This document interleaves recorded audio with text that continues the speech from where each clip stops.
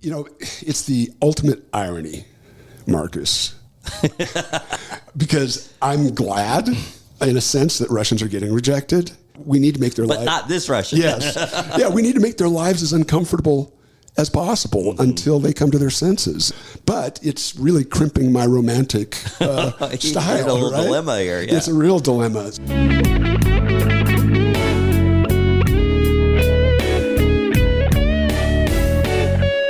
Welcome to Secrets of a Sugar Daddy.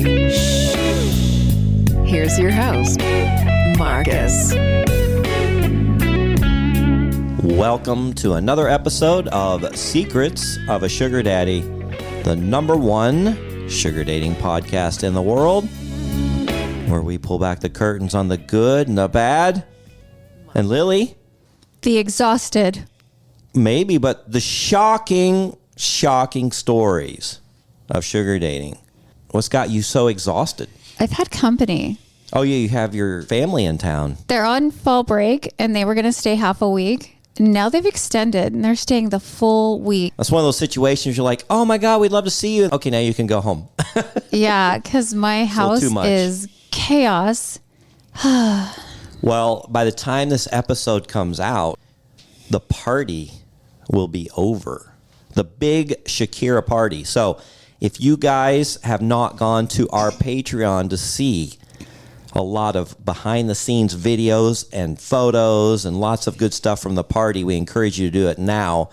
It's free to become a member, and we have some tiers that start as low as $10 a month.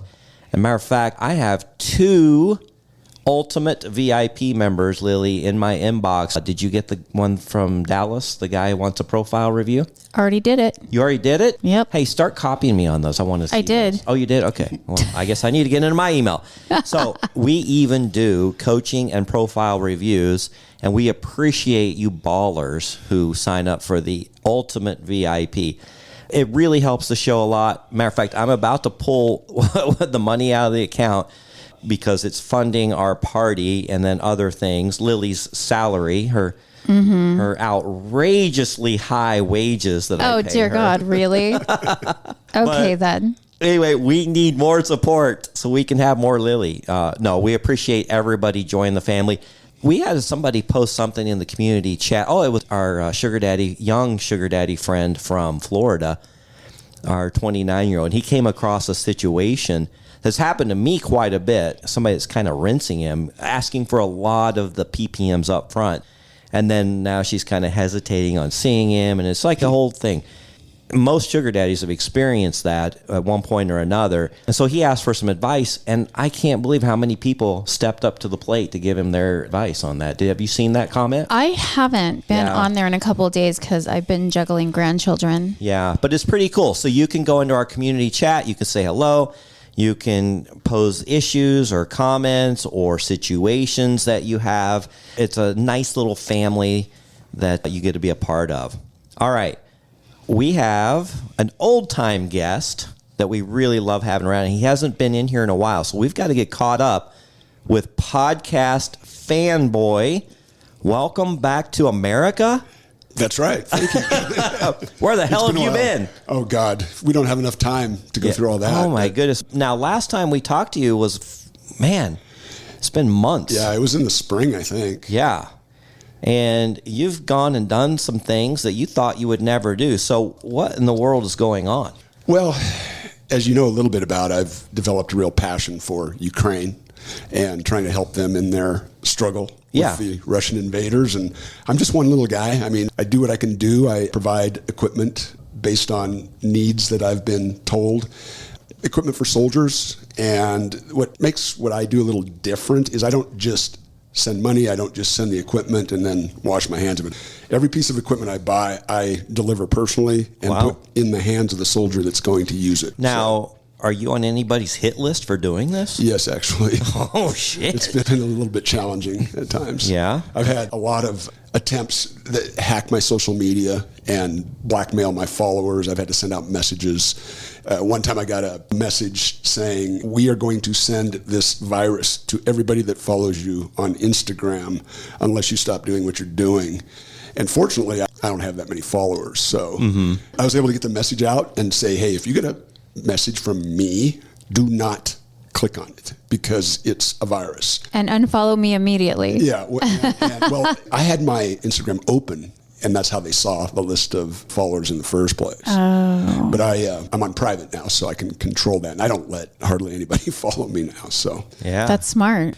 All right. So you've been helping the Ukrainian force, and you've also been doing a little traveling in other foreign countries with some special woman. yes. And that's about 4 or 5 months old now. So I was doing a lot of that in the traditional sugar lifestyle before that. I was trying to build up a nice group of ladies in various European cities, kind of like our good friend Jay, you know. Yeah. A little rotation worldwide. Yeah, and so I would always have somebody to spend time with if I was in Europe. So whenever I go to Ukraine, I try to spend about 3 weeks on the continent in total.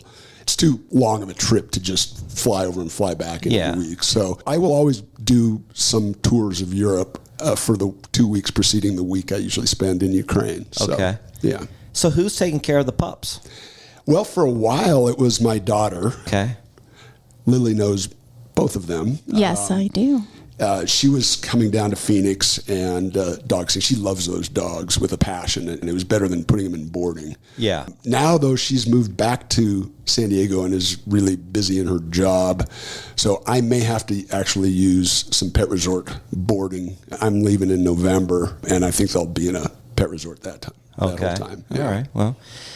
All right. So tell us about this little thing that happened to you. You met somebody. I did. How did that happen? You want to hear the story? Let's hear it. Let me give you the background on this. This was in May, late May. Yeah. And I was planning one of my trips to Ukraine, and I decided that I was going to do a week on the French Riviera, Nice, Cannes, Monte Carlo, Monaco, with Clara, who has been on this podcast before. The one from Spain? From Barcelona.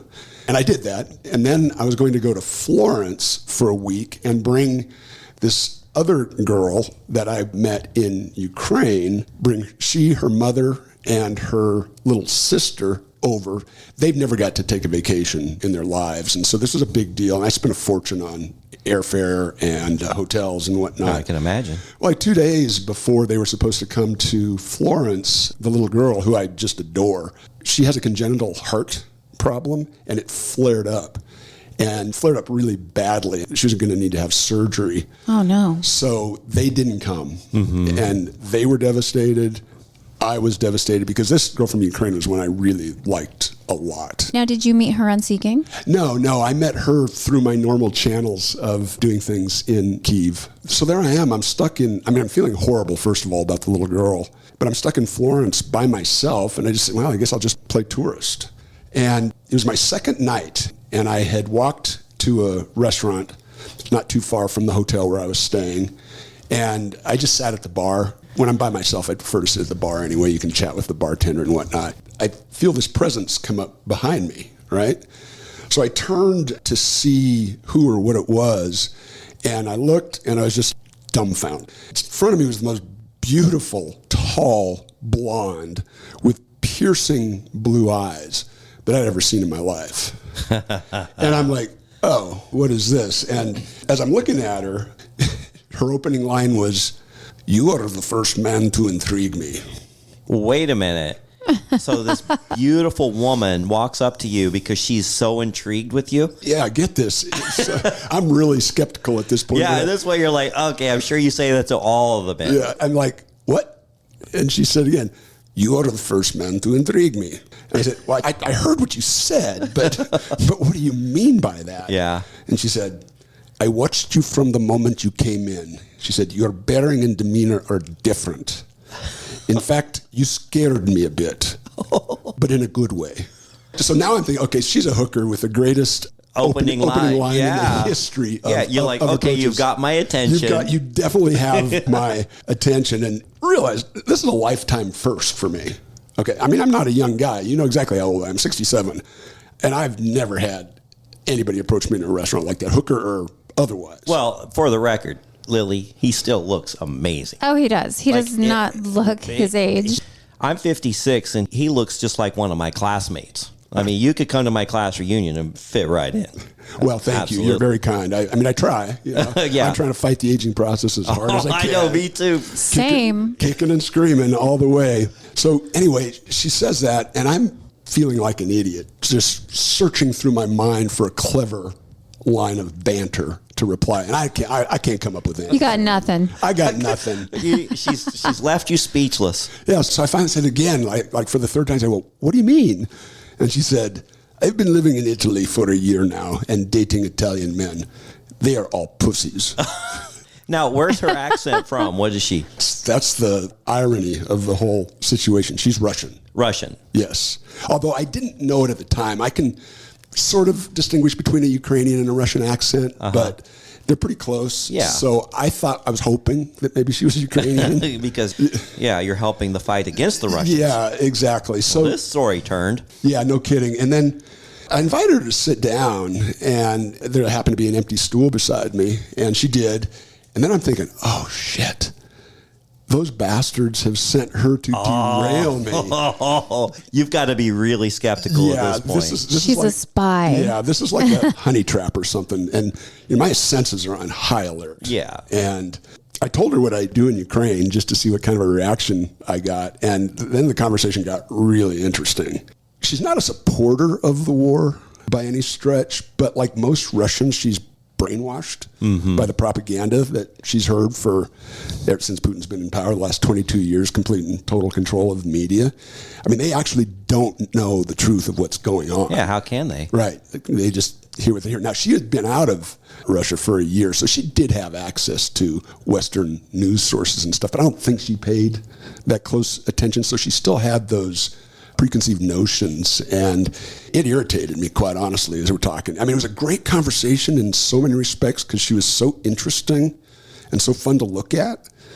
But there were about 3 times during the course of this conversation where I almost got up and walked away. Now, how old is this Russian beauty? 25. Oh, yeah. Okay. Yeah. But she's got such a good sixth sense. She could tell when she had just pushed me to the edge of getting up and walking away, and she would backtrack and then change the subject, and then we'd go down another path of great conversation until I get ready to walk away again. So we ended up closing down the restaurant that night. And now her English was good enough for you to carry on a perfectly very good English. Good conversation. It's funny. If we get a chance, I'll tell you about some of her mispronunciations of things that are hysterical. But her English is good. It's better than mine, actually. So okay. But I really wanted to see her again. But she had to go to Pisa on business the next day and was going to be gone for 4 days. But we did agree to get together when she came back. She came back, and we took a train from Florence to Tuscany, went to Siena and San Gimignano, and just had a great time in the Tuscan countryside and in those cities. As long as you didn't talk politics. Yeah, as long as we didn't talk politics. Oh, here's a funny thing, too. She was convinced when I told her about what I do in Ukraine. She didn't really believe that I was actually giving stuff away.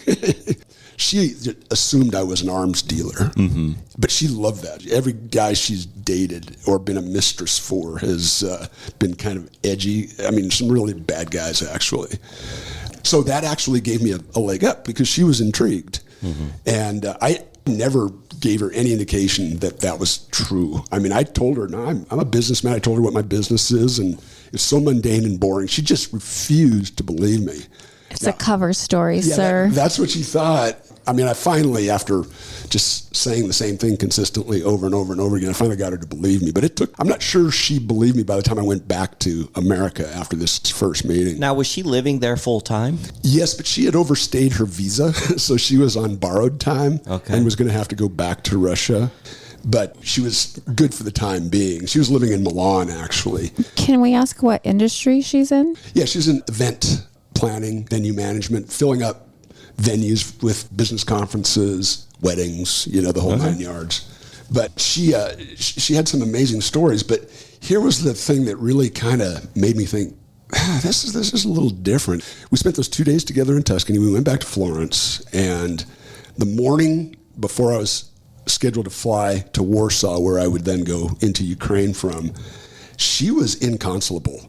I mean, she was crying. She had tears, that big crocodile tears, and she can't be faking this, you know. And I said, no, it's going to be okay. She said, fairy tales are not real. I will never see you again. And I said, well, you don't know Podcast Fanboy. Yeah. Because if I want something, I'm going to make it happen. You're listening to Secrets of a... The holidays are all about sharing with family. Meals, couches, stories, Grandma's secret pecan pie recipe. And now, you can also share a cart with Instacart's Family Carts. Everyone can add what they want to one group cart from wherever they are. So you don't have to go from room to room to find out who wants cranberry sauce, or who should get mini marshmallows for the yams, or collecting votes for sugar cookies versus shortbread. Just share a cart and then share the meals and the moments. Download the Instacart app and get delivery in as fast as 30 minutes. Plus, enjoy free delivery on your first 3 orders. Service fees and terms apply. Sugar Daddy. Now back to the show with your host, Marcus. Well, so I came back to America, immediately booked flights to come back and see her in July, which is about a month later. Well, this was the reason you had to skip out on Sugarpalooza 4, right? Yes. Yeah. Yeah, that was the reason. That was the reason. And she was so skeptical that I was going to come back. She didn't believe me the whole time. She made me send her screenshots of my tickets. Then when I got to the airport, I had to take a photograph of each airport that I was in and connecting over here. She did not believe that I was going to actually come back until I knocked on the door of the Airbnb in Genoa. And she basically just jumped into my arms. She was so excited. But this is where it got really interesting, too. I had not been in Genoa for an hour when we were having some fun, and she was just playing around, and she took me and flipped me over, and there was a footboard at the end of the bed, right, a little wooden footboard. Just playfully flipped me over, and I hit my forehead right on the edge of that. Oh, no. And you know how head wounds bleed profusely. Oh, yeah. And I knew this was a bad one. I knew I was going to need to get stitches. And I mean, I'm just bleeding all over the apartment. And That's awkward. Oh, yeah. And she's so upset. I'm so sorry. You know, I didn't mean to do that. I said, no, it's not your fault. You know, neither one of us knew the footboard would be such a dangerous obstacle there. Well, she took control of the whole situation, bandaged me up as best as she could. She located an ER at the biggest hospital in Genoa, and then she got me there, which I would have never been able to figure out how to get there. And we got there about 4 o'clock in the afternoon, and she hadn't eaten that day because she was so excited about me theoretically showing up. She was starving, but for 8 hours, as I got the best of the Italian medical system in this crowded emergency room with the sickest people and the most injured people that you could imagine, and not really sure. I think I'm on the list, but it's not moving. Do they really know that I'm here? Wow. She stayed with me for 8 hours, and I begged her many, many times, please, please go get something to eat. I'm going to be dying. And she would not leave. She said, as long as you're here, I am here. And she stayed with me till midnight. And I finally got stitched up. And this is funny. I went to, I just assumed I was going to have to pay, right? So I said, okay, after they finished the procedure, I said, okay, so where do I go pay for this? And they looked at me like, no pay. It's free.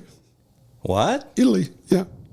Social healthcare system. So Even for foreigners? Even for foreigners. That's what I said. I said, I'm not Italian, right? I said, no, it's free.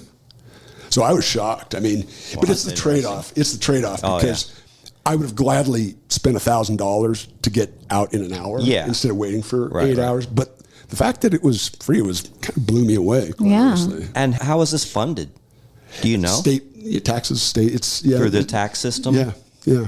Social. I don't know welfare much system. about the foreign economic system over there. So yeah. Well, I didn't know Italy was that socialized either, but apparently they are. So anyway, we got me all stitched up, and we went back, and I felt okay. I mean, I had a nasty thing on my head. Do you think you had a concussion? Maybe a slight one. I didn't need to enter the protocol or anything, but I'm sure I had a little bit of a concussion. And this was the week of her birthday. Her birthday is July 19th. And so I rented a yacht, and we did a little cruise on the Mediterranean, celebrated her birthday. And then we went to Portofino and Santa Margherita, which are beautiful coastal cities in Italy, about an hour from Genoa. had a great time there. Then we came back, and then we went to Milan, which is where she was living, and we were going to spend a week there, but it was so freaking hot and humid. I mean, now I know why they say don't visit Italy in the summer, because it was miserable. Really? Yeah. More miserable than Phoenix, Arizona in the summer? Not as hot. Yeah, probably obviously. But like muggy? 100 degrees and like 90% humidity. Oh, yeah. Well, no, that's worse. Yeah, it was brutal. It was brutal. And she had the brilliant idea, well, let's go to the Italian Dolomites, which are an extension of the Alps. Yeah. And so we rented a car. We drove like 5 hours from Milan, and it was gorgeous. You know where I'm from, a Rocky Mountain state, and I'm very proud of our mountains back home. But man, I've never seen mountains this beautiful. How do they compare to like the Rocky Mountains? Well, they strike me as a little bit more rugged, although the Rockies have plenty of rugged, like the Tetons and stuff are very rugged looking. The biggest difference, when you look at a mountain in America and you see green, it's because of the pine trees, right? Yeah. And it's like a darker green. Well, in the Dolomites, they don't have pine trees. They have some trees, but not that many trees. But what they do have are these brilliant, bright, almost fluorescent green pastures. And you've got that beautiful green pasture up against these jagged rock cliffs shooting up into the air. I mean, it's just spectacular. Yeah. So anyway, we had a great time there. Then we came back. She wanted to go to the amusement park outside of Milan. It's called Garda Land near Lake Garda. And we did that. I felt like a kid. Again, here I am at 67 riding every roller coaster with basically a kid, Right. And it was just a lot of fun. And so by this time, she realized that I was serious about the relationship, and she knew I'd be coming back the next month, which I did. And we had a great time that time in Italy as well. But now, here's the thing. So we started thinking, well, we got to get you to the U.S., right? I mean, I like going to Europe, but I wouldn't mind going a little bit less right now. I think 9 times since last October I've been to Europe. Quite a few, yeah. She hired a Russian lawyer, really more of a fixer than a lawyer, to assist with trying to apply for a travel visa to the U.S. She got an appointment. The only thing the fixer did was get an earlier appointment than she would have had if she'd gone through normal channels, because they were out to 2025. She got an appointment, went in, got summarily rejected, and I'll come back to that in a second. Then they found out that there is maybe a nicer U.S. consulate in Munich. So when I flew back in September, we drove from Milan to Munich, had to cross 4 borders, and she's undocumented now, right? But it was easy. She was nervous the whole time, but we got right through without any questions. She went to the consulate in Munich and got rejected. So just an editorial comment about that. It's kind of funny because I support entirely the United States' effort to keep Russians out of the U.S. in this time. Now, if we're in peacetime, the Russians weren't being aggressive the way they are, then, change it. But I knew there was no chance she was going to get a tourist visa. But she had to try because the time for any other options was just too long. But she didn't get it. But anyway, I came back to the U.S. And they rejected her because she's Russian? Basically, yeah. Okay. Basically. And so this is her second rejection in Munich? Yeah. Oh, gosh. I didn't know about that one. Yeah, second rejection. That's got to be frustrating for both of you. It's the ultimate irony, Marcus. Because I'm glad, in a sense, that Russians are getting rejected. We need to make their lives... But not this Russian. Yes. Yeah, we need to make their lives as uncomfortable as possible until they come to their senses. But it's really crimping my romantic style, a little dilemma here, yeah. It's a real dilemma. So what we did, when I came back, I hired an immigration lawyer. Really good when he's British, but he lives in a little town outside of the largest city in the state that I'm from. Out in the country, he's got pigs and chickens and stuff, but he's got this sophisticated immigration practice going on there. Paid his retainer, and we are actually trying to get her here on a fiancé visa. Fiancé visa. Yeah, well, that's what they call it. 90-day fiancé. Exactly. I know a lot about this from the show. If she gets it and can come over, and it takes at least a year for that process to work its way through. She'll have 90 days, and then we have to decide if we're going to get married or not in that 90 days. So it's kind of where we are. Wow. Okay. Wow. And would you marry this girl? Yes. Boy, you didn't even hesitate. Well, he's going to have to if he wants to keep her here. Yeah. Now, if somebody had asked me that question in mid-May, before I met her. I said, "You freaking crazy. I'm never getting married again. I wouldn't do that for anyone." Yeah. I was living the life. I was loving the lifestyle. I was so happy. And I didn't expect something like this to happen. I really didn't. I'm still a little dumbfounded as I'm telling the story. I almost feel like an out-of-body experience that I'm telling the story of someone else because I can't believe it's me. Yeah. But she's incredible. I'm just head over heels for this girl. Okay. How old is your youngest child? 29. I knew it. I knew she was younger than your children. Yes. Have the children met her? Not yet, but for the holidays, we are going to South Africa for Christmas. And the twins, the other two can't make it because of other responsibilities, but the twins are going to come and they're going to be with us for about 8 or 9 days while we do a safari and a little bit of time in Cape Town. And then Natasha, I'll call her Natasha, and I are going to spend another week and go through the New Year's, and then she'll have to go back to Russia at that point. See, South Africa is one of the choices because there's very few places that a Russian can travel without a visa. But South Africa is one of those countries. Really? Yeah. So do you feel like you know her well enough? I think I know her pretty well, but I'd be naive to say that I know her completely. The thing is she is so open and upfront about her, as she calls them, her cockroaches, which is their term for little problems that an individual has that could affect a relationship or anything else. They're just quirks about you. I mean, we all have our cockroaches, but she's very upfront about hers, and she's had a tough life. She's basically abandoned by her mother at 16 to her own devices. Thankfully, her grandmother provided her a place to live in Moscow, and she made it through high school. And then she went to work in the event planning business and was like the star of the company.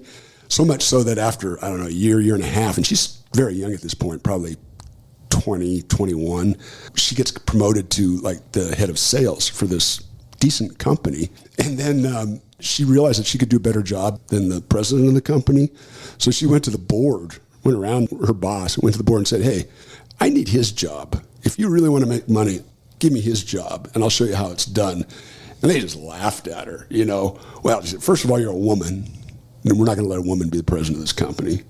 Number two, you're too young. I mean, come back to us in 20, 30 years, then we'll talk," you know. And she got pissed off and quit. And that's when she went to Italy the first time and started doing it there. So. Okay, will there be a prenup? Yes. In fact, she is insisting on it. And you know all She the is responsibilities, right, of bringing someone over on a fiancé visa, and if you marry them, and then you're responsible for all of their health care, helping them find gainful employment once they can. If they're allowed to work, yeah. Yeah. What would she be doing if she came here? Probably nothing for a while. For a while. Until she got the right to work. And I don't really know how that process works. It takes some time. Yeah. So she would just be living with me in the Well, interim. she sounds like a go-getter. Have her contact me. I might have some work for her. I had a girlfriend who brought her fiance over from Ecuador, and she had to really commit to a lot of things. And when their relationship dissolved, which it eventually did, she still had to, she was still on the hook for a lot of things, having responsibility for him and his medical care, had to have him on health insurance, I think for at least a year or something. And then later on they were able to divorce. Yeah. I love your question, though, about the prenup, because that's not something I've done before. It would have crossed my mind in this scenario for the obvious reasons, but she is the one that has been pushing for it, because she said, "Look, I know how this looks, and everybody that sees us is going to think I'm just with you for your money." She said, "And I don't care about anybody else except your children. I want to have credibility in their eyes. So we're going to do this prenup." And I said, "Okay, well, if that's what you want, you know, that's fine. It makes sense. You know, I would certainly do that." But Sure sounds like a lot of wisdom coming out of her. she Surprisingly, is at that shockingly age. wise for her age. Yeah, shocking. And I think it's a function of two things. Number one, it's a function of having to survive on your own from a very early age. But secondly, she has dated or been the mistress of some very wealthy and powerful men in Russia and elsewhere. And she has hobnobbed in like the very highest circles of Russian society. How was she meeting these guys? Walking up to them going, "You intrigue me." You know, the first one, maybe the first two for sure, were clients of her venue management company. And so she met them through that. And then she was seen out and about on the arms of these very wealthy and powerful guys. One of them was the assistant to the mayor of Moscow. Mm-hmm. And I think guys just got intrigued and would, after they'd find out that she'd ended a relationship or a relationship had ended, they'd look her up. Let me tell you some of the guys that she has been the mistress of, or the girlfriend of, as the case may be. I mentioned the assistant to the mayor of Moscow, very wealthy Turkish businessman in Moscow, owned a big construction company. This one kills me. A Chechen warlord. Now, Chechnya is a part of Russia. They actually had about the time Putin came in, they had a war against Russia trying to separate from Russia, and he crushed that. And then they kind of flipped, and they became his biggest allies. And now the Chechen fighters are the strongest fighters in the entire Russian army. But they are thugs and warlords. They are the most awful people in the world. And she was with this one guy who wanted her to have his babies like right now, you know. And she finally extracted her. Well, what happened was the war started. So she was able to extract herself from that because he was busy with the war. And so she went back to Moscow and just lived her life. And she hasn't talked to him since. But she was the girlfriend of a cabinet minister from Albania. He took her to Cuba, which another place that Russians can go, you know, without a visa. And then when she moved to Italy, she was with a guy for about 2 months that owned a really big winery there outside of Verona. And then, then the guy that she had broken up with just before we met was owner of an Italian logistics company. And I think when you have a, quote, logistics, unquote, company, you can get involved in a lot of things, a lot of ways of making money that aren't necessarily, you know, above board. So none of these were online connections? You mean with me? Well, like For her. Oh, for her. No, she's never dated online. Really? Yeah. So what does she think of your shenanigans? That's a great question. I've been open about it. This is kind of interesting, actually. And Lily knows this about me. I love hearing stories from people that I'm dating and seeing. I love hearing them all. She doesn't want to hear anything about mine, and she is insanely jealous, which is, it ought to tell you how much I like her that I actually put up with that, because I've never been comfortable with that, because I'm just the complete opposite. You're listening. Why get all your holiday decorations delivered through Instacart? Because maybe you only bought 2 wreaths, but you have 12 windows. Or maybe your toddler got very eager with the advent calendar. Or maybe the inflatable snowman didn't make it through the snowstorm. Or maybe the twinkle lights aren't twinkling. Whatever the reason, this season, Instacart's here for hosts and their whole holiday haul. Get decorations from the Home Depot, CVS, and more through Instacart and enjoy free delivery on your first 3 orders. Service fees and terms apply. To Secrets of a Sugar Daddy. Now back to the show with your host, Marcus.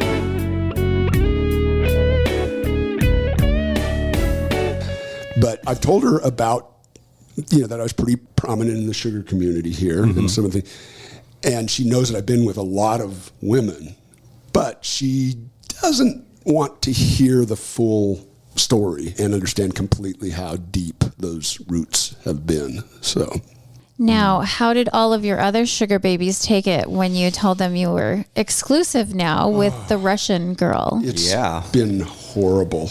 It's been horrible. I haven't seen any of the other sugar, but there's a couple that don't know yet that are really dependent on me, and it's going to be hell. I just told Clara the other day, and she broke down like, why didn't you say this stuff before? Yeah. Maybe it'd be different. How many are you still financially supporting? He's going through the numbers. If you count Clara, who I told her the last payment was the last, it'd be 4, so 3, not counting her, and not counting Natasha. Yeah. Wow. Gotcha. Yeah. So it's been quite a ride. I've learned a lot. I'm doing things I never thought I would do, and having a great time. But the whole idea of being exclusive and not pursuing the fun of this lifestyle. It's been hard. Well, when Alejandra and I were dating, I had, like you, 3 or 4 others that I was seeing at times, and it had been regular. They'd kind of gotten dependent on the income I was giving them. Mm-hmm. And as we got more serious and became exclusive, I had to cut them off. And it was tough because I really liked them. Like, It wasn't that I didn't like you anymore. It's just I had to go a different direction, and it was getting a little too expensive for me anyway. But, someone was like, oh, what happened? And I'm like, well, it's not you, it's me.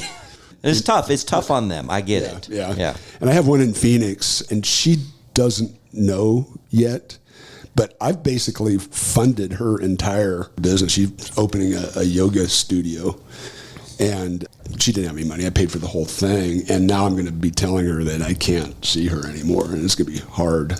Is her business up and running? Is she going to be financially stable now? They're going to open at the end of November. That's the goal, anyway. Is she Latina? No. Okay. I thought for a second we were talking to the same girl. Okay. Yeah, no. And then, of course, the one in Kyiv, I haven't had any reason to tell her yet because I haven't seen her. But that is coming, too. And that's somebody that I've probably, between the one here with the yoga studio and the one in Kyiv, those are the ones I've spent the most money on in my life. I mean, I basically bought an apartment in Kyiv for the one there. Yeah. So. Yeah. Now, is Natasha aware of any of these loose ends? Not really. And you say she's super jealous. So is she looking over your shoulder, noticing who you're texting and communicating with? Not so much that, but for example, on Instagram, she went through and looked at everything I'd liked ever since I've been on Instagram. Oh, those jealous women. God. And she explained to me, she said, look, you didn't know me then, so I understand, that's okay, but would you please stop liking these girls in bikini pictures while we're together? Because how do I explain that, to someone that I'm with this guy and he's liking these other girls' photos? And I said, well, I don't think any of your friends are actually going to notice that I'm doing that, but I take your point. And so I have. It's been hard, because it's so tempting to just, oh, wow, I like that. Yeah, right. Yeah. Right. And I haven't done that, so. Well, in what little you've communicated to me about her, I've read between the lines that she might be a bit on the controlling side. Is that fair? I can see where you... Or maybe, controlling might not be the right word. Kind of domineering. Is she sort of dominatrix material? That's a great question. She likes that sort of stuff, but formally, I don't know. She is very strong-willed, and she is unafraid to speak her opinion. Well, and you said she sometimes purposely pushes your buttons. Yes. And that was actually one way we really connected, because she admits that one of her cockroaches is she's seeking conflict in her life all the time. She's not happy unless she's in conflict with someone. And that's just, again, the polar opposite of me. I go great lengths to avoid that. Yeah, same. So she would try to goad me into getting mad. I knew what she was doing, and I would just laugh, and I wouldn't take the bait. And she got so frustrated by that. But at the same time, she really liked me for it, because anybody else would be really easy to goad into an argument about that. Why do you think she likes to fight so much? Is it because she wants to have great makeup sex? To be clear, we haven't fought that much, so we could have a few times when she tried to goad me into it, but I didn't let it happen. So we haven't actually fought. I don't know. What I attribute a lot of it to is living in Italy by herself for so long. She did not like the culture. She did not like the people, and she was constantly up in arms about how terrible they were. And I think that she loved to have conflict with them. But I think there's a little bit of that in general. But like I said, I don't let her get to me on that score, so it works. It worked great. In all honesty, she's backed way off on trying to goad me into things now because she knows it's not going to work. So. Okay. Any more questions, Marcus? Well, so when do you think this immigration attorney project will happen? Well, we're hoping within a year. I mean, we're going through the process right now. We're downloading documents. Okay. Uploaded our personal statements about how we met and that we fell in love, blah, blah, blah, blah. We're hoping a year, and then, we'll see. In the meantime, I've still got to continue to go see her. You can't let a relationship just die on the vine because you're not getting it. And it's expensive and it's exhausting. Yeah. But I'm going back before South Africa. I'm going back in November. One of my daughters is in grad school in London, so I'm going to go see her for a few days, and then I'm going to go to Ukraine and do what I do there. And then after that, I'm going to fly to Turkey and meet Natasha in Turkey for a week. And then by the time I get back, it'll only be 3 weeks till we meet in South Africa. So, wow. Man, all you sugar daddies going all over the world. I know Dr. Charles. I just saw his social media. He's taking his new fiance. Oh, he's engaged. Yes, to Italy. Yeah. And we saw Jay over there with somebody that he met at Sugarpalooza 4. Yes, yes. And, oh my gosh, it's just crazy. All these people falling in love. Yeah, what's up with that? It's really crazy. I thought this was just disguised prostitution. That's what I thought, too. What do they say? You're most likely to find something like that when you're least looking for it? Yeah. It sure fits in my case, because that was the furthest thing from my mind. Right. I had no interest. Yeah. And here I am, and there you are. confessing all on our favorite podcast. Well, one thing we want to thank you publicly for right now is Podcast Fanboy has a penthouse. It's like a timeshare or is a condo? Yeah, it's a timeshare resort. Timeshare resort down in Cabo San Lucas. And he's like, hey, I'm not using it this week. You guys want to use it? And we said, hell to the yeah. Lily's like, I'm in. And I'm like, okay, let me check my schedule. And Alejandra's like, yes, we're going. Whether you like it or not, we're going. And we're inviting my parents because it's my mom's birthday. That's awesome. So it's going to be a fantastic time. I haven't been to Cabo. I went down there probably 15, 17 years ago with my ex-wife. We were on a cruise. We did the, what they call the Mexican Riviera cruise. Yeah. We went down to like Acapulco and then some other stop. And then our last stop was Cabo, and we only spent like half a day there. So we got off the ship and then just kind of walked around the city and then got back on the ship. So I haven't spent quality time in Cabo, but we're going to be there a week and really looking forward to it. I'll tell you, if it's been 15 to 17 years, you're not going to recognize it. That's what people are saying. It's so different, but you're going to love this resort. It's one of the nicest resorts in Cabo. It's very high end, but it's not so shishi that you're uncomfortable. That it's not pretentious. It's not pretentious. Yeah. No, and you're going to meet people down by the pool that, you strike up a great bond of friendship with, those vacation friendships. And, they've got like 8 pools at this place. And, wow. And the pools are great. It sits on the Pacific, and I think I mentioned in one of my messages to you, you can't swim in the Pacific. Yeah. But it's like a 10-minute cab ride from Medano Beach, which is where you're going to want to set up and enjoy the beach and all the activities and a great massage, the best $40 massage you'll ever have in your life. Ooh, I want that. Yeah. Well, I looked at the weather forecast, 0% chance of rain the entire week, high 84, low 75. Every fucking day. Like, it does not change. Yeah. Let me tell you a couple of things, too, because I was going to message you. Be sure you go back and read my messages, too, because there's a lot of... Alejandra's like, let me see those messages from Podcast Fanboy. And she read through them all. There's a couple things. You'll probably get the sales pitch to do their all-inclusive package there. Do not do it. Yeah. Please do not do it. The restaurants in Cabo are fantastic. Yeah, we want to explore. Yeah, you're missing out on one of the best aspects of Cabo if you do all-inclusive. Secondly, it is a timeshare resort. So you're going to get pressure to go to a presentation. Mm-hmm. And they'll tell you it's an hour.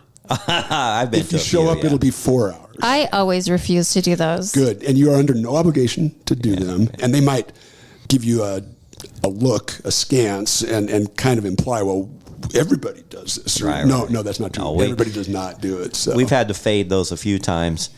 The nice thing is, Alejandra speaks Spanish, and her mom is from Mexico. So we've, even though I know most everybody speaks English down there. Yes, especially the people that are facing the But it's nice when you start shopping, and then when your Spanish-speaking partner or whatever start speaking to them, they don't try to take advantage of you as much. Because my ex-wife was from El Salvador, and so when we went down on our Mexican Riviera cruise a couple times, we were able to negotiate some really good deals once she started speaking Spanish to them.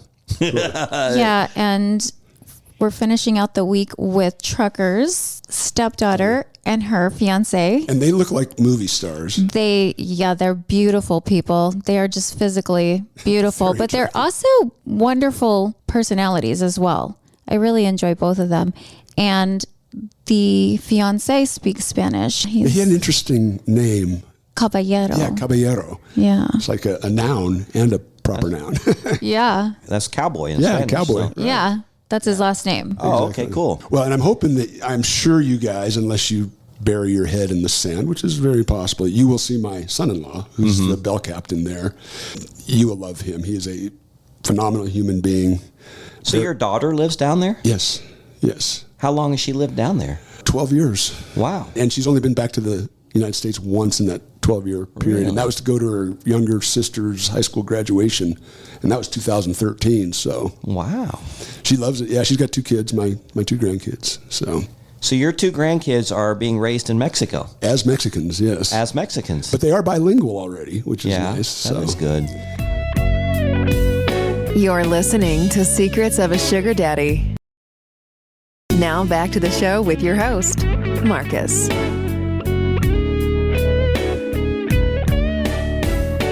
Okay, I have a question for you. Why get all your holiday decorations delivered through Instacart? Because maybe you only bought 2 wreaths, but you have 12 windows. Or maybe your toddler got very eager with the advent calendar. Or maybe the inflatable snowman didn't make it through the snowstorm. Or maybe the twinkle lights aren't twinkling. Whatever the reason, this season, Instacart's here for hosts and their whole holiday haul. Get decorations from the Home Depot, CVS, and more through Instacart and enjoy free delivery on your first 3 orders. Service fees and terms apply. Have you eaten at a place called Flora Farms? Oh, yes. Wonderful. That's where they want to go. Yeah, they should. It's a bit of a haul to get out there. Make sure you got a good driver. It's not the easiest place to find, but if it's an experienced driver, he'll be able to find it. But you go down a dirt road into the country, and are you going to do a cooking class while you're out there too, or just have dinner? Oh, I didn't know about the cooking classes. Probably just have dinner. Yeah, because they grow all their vegetables and herbs and stuff right there on the property. And like if you're going to do a cooking class, you'll actually go out and clip the herbs that you're going to be using. Oh, they're at Flora Farms? Yeah. Oh, I think we just have a reservation for Friday night. Yeah, it's fantastic. Awesome. The only thing I don't like about it is a bit of a haul to get out there. That's what they said, but they said it's worth it. It is. It is. Okay. All right. Well, Podcast Fanboy, always a pleasure. Absolutely. So even though this episode wasn't centered around sugar dating, it kind of touched on the issues that you have to deal with once you go exclusive with somebody. Right. About cutting your sugar babies off, which is not a pleasant experience. It's not pleasant at all. And Because it takes time to develop, get them all in place. well, and it's more evidence to your earlier point that this is not about prostitution. It's Yeah. about relationships where the guy happens to have a cheat code. Yeah.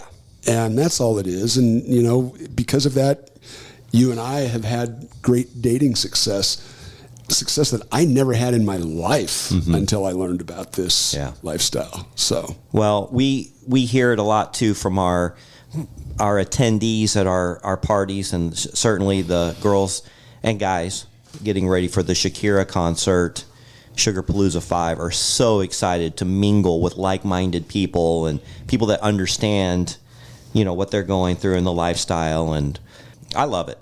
I absolutely love it. I just want to meet Natasha and hear her accent. yes, it's quite charming. I'm not going to lie, that amps up the sexiness by quite a bit. All right. Well, if you guys want to share your crazy sugar dating stories, we would love to hear those. So go to our website at secretsofasugardaddy.com. And then we'd also absolutely love if you joined our family at Patreon. I have a link to it at the bottom of this episode and also on our website. It's patreon.com/Secrets of a Sugar Daddy podcast. All right. Until next time, don't take so long before you visit. Although I don't know what you're going to have to talk about, but I'm sure you've got some. Well, gosh. if you'll have me, I'll figure something out. Oh, yeah, we'll figure something out. 'cause Oh, we it's love going to having be a whole Podcast Fanboy soap here. opera getting this Yeah, I'm fiance really, visa, and I want to hear about the details of the prenup. I know. If she does make it over here, you guys are going to be the first people to meet her for Awesome. dinner. So, Yeah, we Yay. would love to go on a triple date or something. absolutely. Yeah, that would be fantastic. Okay, and if you guys are ever in town, like I just released an episode a few weeks ago where we had some Patreon members who were passing through Phoenix, and we had them on the show. We took them out to dinner. It was a fantastic time meeting them. So if you're ever in the Phoenix area, let us know, and hopefully we have some time and we can meet you and get together. All right, until next time. Bye-bye. Thanks for joining us. If you'd like to connect or even be on the show, we'd love to hear from you at secretsofasugardaddy.com.